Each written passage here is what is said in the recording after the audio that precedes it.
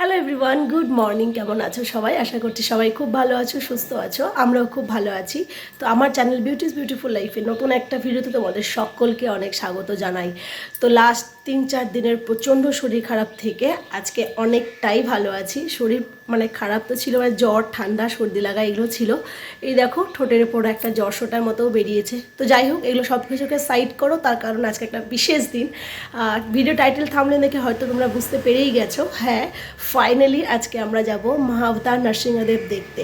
অনেক দিন থেকে প্ল্যানিং হচ্ছিল। প্রথমে তো আমাদের মালদায় যেটা নতুন সেন্ট্রাল মল হয়েছে সেখানে হয়েছে, যেটা আমাদের বাড়ি থেকে অনেকটা দূর।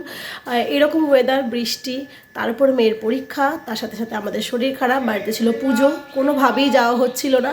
আমি তো খুব মনটা খারাপ হয়ে গেছিলো। তারপরে ফাইনালি আমাদের বাড়ির কাছে যে এসভিএফটা আছে, যেখান থেকে আমাদের বাড়ি থেকে 10 মিনিট মতো লাগবে ওখানে যেতে আর কি। তো সেই এসভিএফে এসেছে, ভীষণ খুশি। সকালবেলা উঠে 6টার পর টিকিট বুক করে নিয়েছি। আজকে শুক্রবার, মেয়ে গেছে পরীক্ষা দিতে, ওর আগামীকাল পরীক্ষা নেই। তো আজকে আমরা যাব ফাইনালি মহাবতার নরসিংহদেব দেখতে। তো তোমরা কারা কারা দেখে নিয়েছো সেটা আমাকে কমেন্ট বক্সে জানিও। আর ভিডিওটা শুরু থেকে শেষ পর্যন্ত দেখতে থাকো। চলো এখন ফটাফট ব্রেকফাস্ট রেডি করি। দুপুরে রান্নাবান্না কমপ্লিট করে কিন্তু যেতে হবে, কারণ শো হচ্ছে 1:15-তে। চলো বেশি বকবক করবো না, তোমরা ভিডিওটা দেখতে থাকো। আর ভিডিওটা ভালো লাগলে কিন্তু অবশ্যই like, comment, share and subscribe করতে ভুলবে না। আর কমেন্টে অবশ্যই জানাবে আমার ভিডিও তোমাদের কেমন লাগে। তো চলো তোমরা এবার দেখতে থাকো। এই তো সমস্ত কাজকর্ম সেরে স্নান করে নিয়েছি। ওদিকে মেয়ে আর হাজব্যান্ডও চলে এসেছে।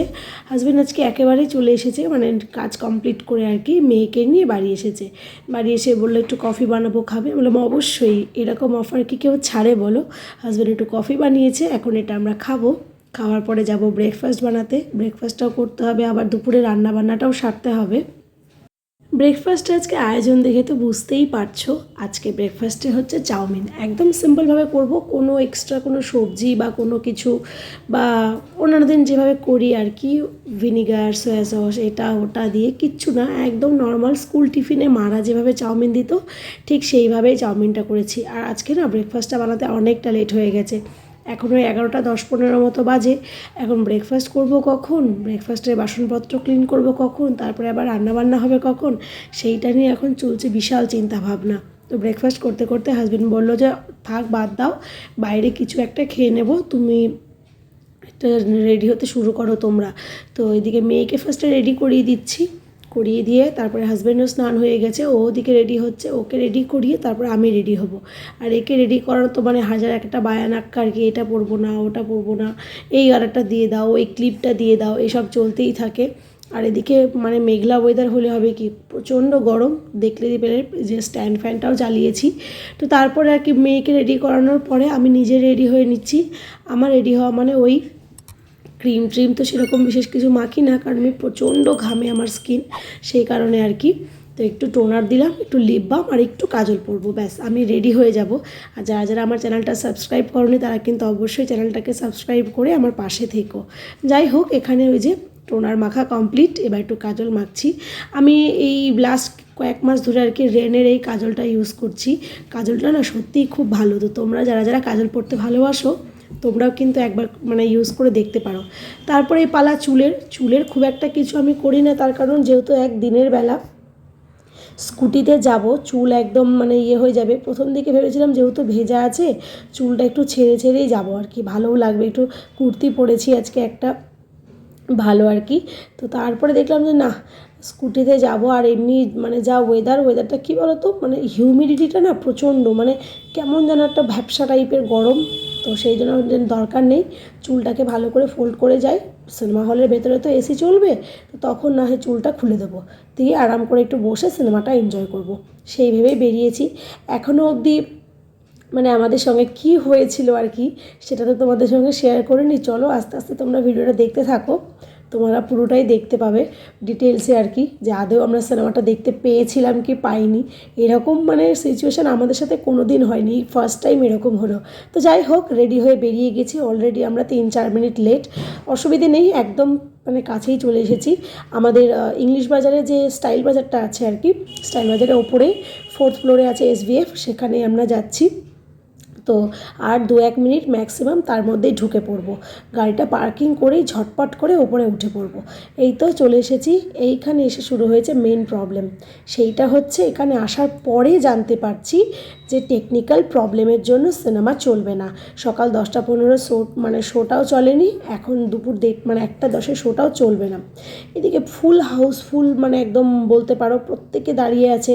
আমার তো প্রচণ্ড রাগ হয়েছিল। আমার সাথে সাথে আরও বেশ কয়েকজন, আমরা বিশাল একটা কথা কাটাকাটির মতো ব্যাপার হয়ে গেছে যে আপনারা এত বড় একটা চালাচ্ছেন, কী করে দূরে তার কাটে, আর সকাল 8টা থেকে প্রবলেম আপনারা কেন একটা মেসেজ বা একটা মেল কিছু তো আপনারা করতে পারতেন, সেটা কেন করেননি?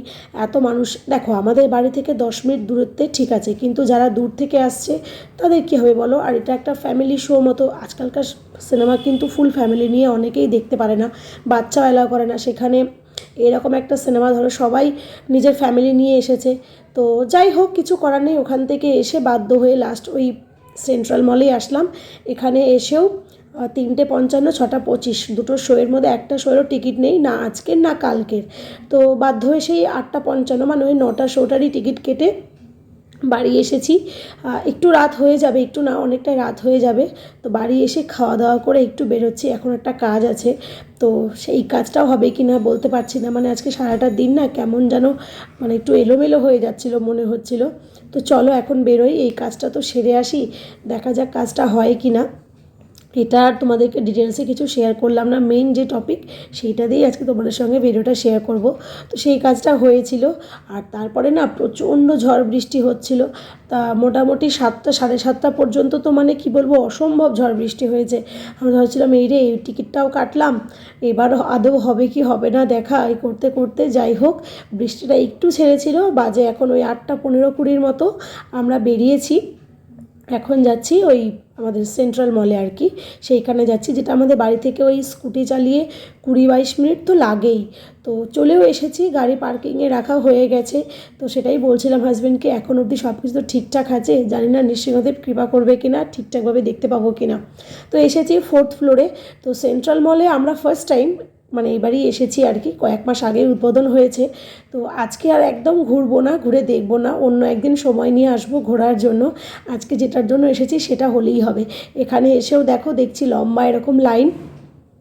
কিন্তু একটা ব্যাপার আমাকে খুব অবাক করলো, আমাদের টাউনের যে এসভিএফটা ছিল প্লাস সেন্ট্রাল মলে এসভিএফ, দুটো জায়গাতেই অন্যান্য বাকি যে সিনেমাগুলো চলছে সেগুলোর পোস্টার আছে, সেই সমস্ত সিনেমার কিছু কিছু ক্লিপ স্ক্রিনে চালানো হচ্ছিল, কিন্তু নৃসিংহদেব অবতারের কোনো পোস্টার কোথাও দেখতে পাইনি। এইটা আমাকে খুব ভাবাচ্ছিল।